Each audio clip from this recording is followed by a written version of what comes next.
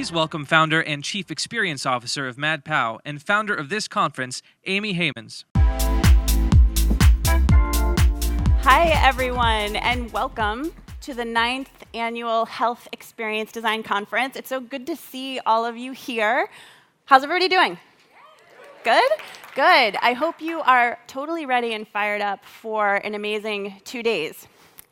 I will dive right in here. So in preparing for my opening for HXD, I get really reflective. I think about where we've been and where we're going, what we've accomplished, and what remains to be accomplished. And we've come a long way in that what used to be niche is now mainstream. Human centricity is now table stakes at many of the health organizations across the ecosystem. It's been adopted, it's understood. There's still some things we can do there, but empathy is also a big part of the conversation, and that's great. But I'm a designer, I'm an idealist. I want to make an impact, I want change, and I want it now. And there's so much change that's needed because we haven't made it as far in the evolution from sick care to health care as we would hope. Our culture, our way of life, is making us sicker and sicker. In fact, the top most pervasive and expensive chronic conditions are lifestyle related. Our life expectancy in the US is actually decreasing, and this is due to suicide, drug overdose, and liver disease. And 8 of the leading causes of death are preventable. Yet we're seeing investment in prevention decline. And health costs are still the #1 reason for bankruptcy in the US, and health costs continue to increase. And the bankruptcy, it's not just because of medical bills, it's also because of people's inability to work when they're sick. Anxiety and depression are also on the rise, and especially amongst adolescents. And where we live, our socioeconomic status and our race actually affect our health outcomes. In fact, Latinos and African Americans experience 30 to 40% poorer health outcomes than white Americans. And I'm just scratching the surface here on these stats. And it's really depressing. But okay, it's going up from here, guys. In the work we do, it's really personal. Many of us are here doing the work we're doing because we've experienced the health system firsthand. And that's inspired us to come and do the good work we're doing in health. But I've seen many people become dismayed at the pace of change in health. It's so easy to become tired and exhausted and even depressed. I've seen some people be rejected by the organizations that hired them to make change. And I've seen some even leave the industry. We all see opportunity for solutions. We're thinking about them every day, right? We want to find harmony in the chaos. We want to make an impact. We want to learn and grow. And we know systemic change is needed. And that's why systemic change is the theme of this conference. And who better to drive systemic change than us? Our philosophy is human-centered. Our focus is on results, and our approach is inclusive. But this race, it's not a sprint, it's a marathon. In order to make the change that we need to see, we need to stay energized, we need to stay inspired. In my own quest for inspiration and energy, I needed to go back to my roots and think about, what do I believe? And what's going to keep me inspired? And so I did what anybody does in an existential crisis. I called my mom. And people who were here last year and the year before, you may remember my mother sharing her patient story. And she mentioned how one sweet doctor saw her as a whole person. And she was diagnosed with a glioblastoma, which is an aggressive form of brain cancer. She actually had a tumor the size of a golf ball in her brain. But here we are 2 years later, and her tumor is gone. Yeah, wow. And her path toward healing was pretty comprehensive. She had chemo from a Western medicine perspective. She had acupuncture from an Eastern medicine perspective. She had a focus on nutrition from a holistic medicine perspective. She did a lot of praying from a spirituality perspective. And she worked on relationships and forgiveness from a mind-body connection perspective. But I remember in the patient story she shared a couple of years ago, she said the heart is the seat of wisdom and love. Now, of course, we know that emotions are processed in our brains. In powerful emotions like anger, fear, grief, they cause adrenaline to pour into our system. It increases our blood pressure and accelerates our heart. And essentially, the heart knows, and it's going to tell us where to focus. Emotions like fear, love, grief, those powerful emotions, they're processed by the limbic system, which is in the temporal lobe of the brain. And Simon Sinek, in the book The Power of Why, explains how that gut feeling that we have that guides decision making is actually coming from the limbic brain. And he goes on to explain the power of why, putting it in the context of our employer environments, saying that if you hire people just because they can do a job, they'll work for your money. But if you hire people who believe what you believe, they'll work for you with blood and sweat and tears. Sinek talks about the golden circle with why at the center. But I like to think about it as the virtuous circle, or as some people refer to as the virtuous cycle, or the opposite, the vicious cycle. We need to transition away from the vicious cycles that are present in our health system and design virtuous ones that find the balance, the yin and yang between business impact and social impact. And we need to design for positive impact that will self-propagate and self-reinforce, kind of like this spiral. Well, it just so happens that from a geometric perspective, the yin and yang symbol and the Fibonacci spiral are aligned, which hits the point home that the small actions we take can have ever-reaching results, kind of like a pebble making ripples in a lake. In practice at MadPow, it's our goal to design solutions, first uncovering what do people need, want, desire, what are their obstacles, what are their motivations, what's most important to them, and then translating that into business mechanics, services, products, digital solutions, omni-channel experiences that will deliver upon that. We call that purpose-driven design. Purpose-driven design moves human-centered design past micro-utility and towards social impact at the systems level. First, we need to clarify our purpose, considering our social responsibility, and then we can understand behavior through human-centered design and an inclusive approach. But understanding behavior isn't enough. We need to change behavior inside and outside of our organizations, and we can do this through motivational psychology and behavior science. And then we can work across the ecosystem to develop the partnerships and relationships that will enable us to do good things at scale and yield systems-level change. So why are we here? I know you. I know myself. We're here because we care.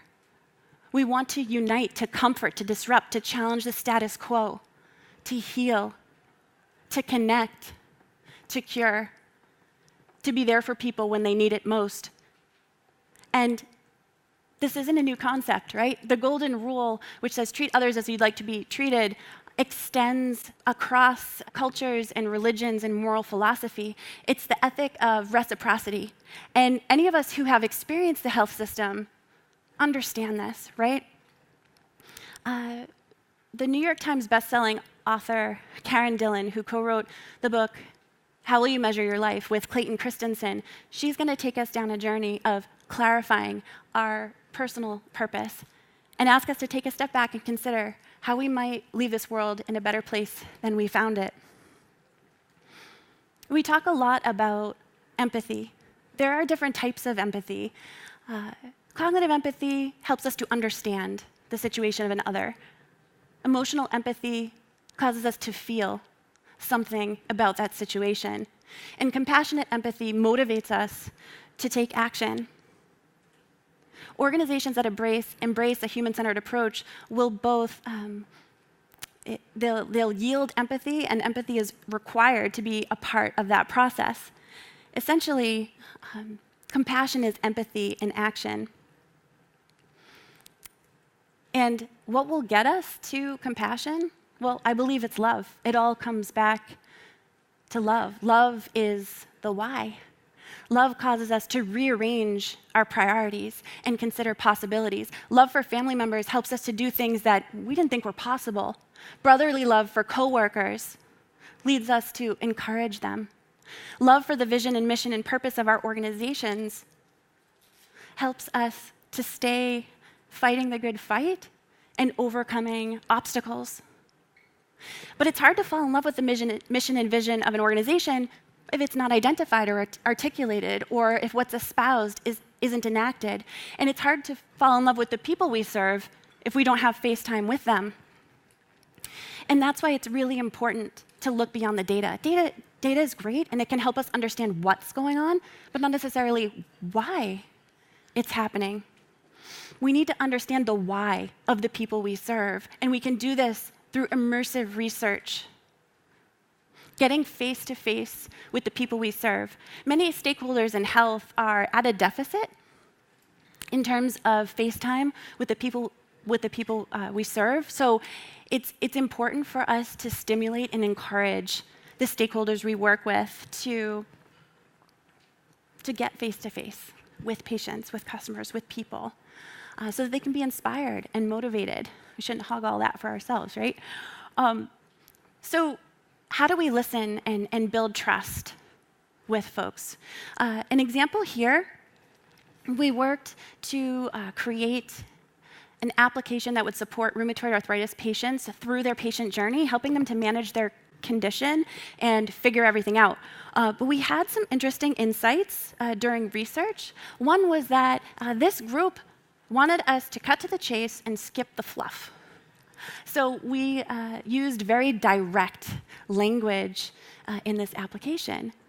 Also, even though there's no scientific evidence to show that weather affects arthritis, patients swear by it. So we included weather to help with engagement. And in desirability testing, we found that patients preferred animal avatars to human ones. So we enable them to select a dog, a cat, or a hamster in the application. Simple things like this might seem silly, but they go a long way. And we need to take a really intentional approach to designing for engagement. You know, in the US, we can be really crazy for gamification and points and rewards and penalties and other forms of manipulation. And some of those can work initially, but we've found in our research, and academic literature supports, that if we want lasting change, we need to identify what people value most and attempt to stimulate intrinsic motivation. And we believe it's possible. In practice at MadPow, our behavior change design discipline leverages many models and theories, from trans-theoretical model to COM-B model to self-determination theory to behavioral economics. There's no one-size-fits-all approach. Amy Bucher, who's an organizational psychologist in our behavior change design practice, will share with you a little later about some of those models. And measurement is extremely important. We don't want to add to the thousands of health apps out there that don't get used. We want to design interventions that are effective. And so we need to know, what are we going to measure? What are the leading and lagging indicators? In this project with Truth.org's Become an X program, we took one of the nation's most effective smoking cessation programs and partnered with them to bring it to the next level. We knew that setting a quit date was very instrumental in ultimate smoking cessation, so it became one of the focal points in the design process. How do we guide people towards setting that quit date? Now, we hear a lot about machine learning and artificial intelligence. The opportunities there are clear and they're awesome. But we need to strike a balance between designing people's interactions with machines and people's interactions with each other. AI should help us to have more timely, personal, relevant, and effective communication with real people and not kind of get rid of the need for it entirely. In a project we did with the VA, we looked at how do we support the sharing of information at the right time between doctors and patients so that people would feel informed and empowered throughout their patient journey. Now, I highlighted many health disparities in my opening, and there's no shortage of upsetting statistics there, from maternal mortality rates to breast cancer under treatment to incidence of cardiovascular disease. That's why a Minority Health Month is necessary, so that we can start to do something about it. Many keynotes at this conference will be discussing this topic, and we're going to explore it further in the Health Equity and Social Determinants of Health track as well. So we're going to have Vanessa Mason, who's going to talk about power dynamics and how we need to shift our systems, processes, and cultures in the direction of inclusive and equitable future. And we'll hear from Henry Health CEO Kevin Dedner about his journey to create culturally sensitive self-care and mental health tools for Americans with the lowest life expectancy, Black men. And we'll also hear from students at the Berklee College of Music. They wrote songs as part of a social justice songwriting competition, and they will be performing here this afternoon stories of social injustice, but also hope for the future. We'll also explore health literacy and how to design for mental health and digital interventions. Health literacy is about communicating in a way that a diverse audience can understand, and so that they can feel more empowered to take action. Kaiser will be presenting work that we did together to improve online mental health content. Our focus was on addressing key questions people might have, reducing barriers to entry, and making next steps and action items evident and accessible.